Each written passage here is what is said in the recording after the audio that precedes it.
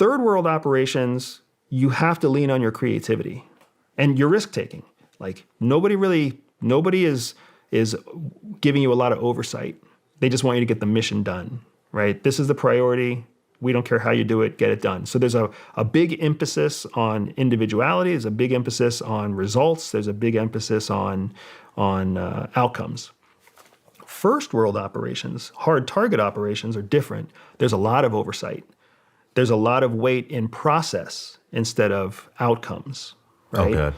But there's also much deeper pockets. So you're running way more sophisticated operations on larger teams. You're working with excellent colleagues because only the best get pulled into these hard target operations.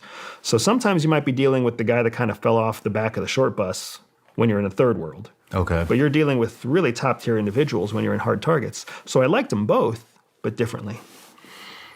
Interesting. I never had the opportunity to work very much in a first world environment. I enjoyed third world because it's so different. Yeah. You get to see how these people live and their way of life and the culture, and it's no matter where I was, it was just fascinating to see that, but there's an element of third world operations that really put you in touch with humanity.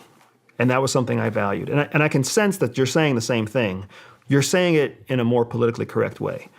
Because in the third world, you really see the shit. Mm-hmm. Like you see how cruel and how devastating and how painful human suffering can really be. Mm-hmm. And you see people persevere through that. You also see lots of people take advantage of it.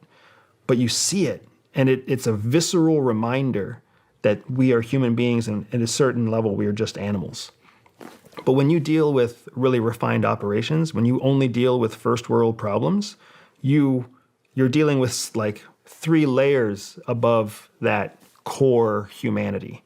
Now it's all about who you know, and it's what you wear, and what words you choose, and how much money you're spending. The drug dealer who's out there cutting women open to stuff their breasts full of cocaine and turn them into mules, that's a despicable human being. But equally as despicable is the drug kingpin who sits at the head of some corporation 12 steps removed from that scumbag, who is the source of the funding and the source of the operational organization that makes that mule happen, even though they're in 2 separate categories as far as operations go. Interesting. Very interesting. So fresh on me.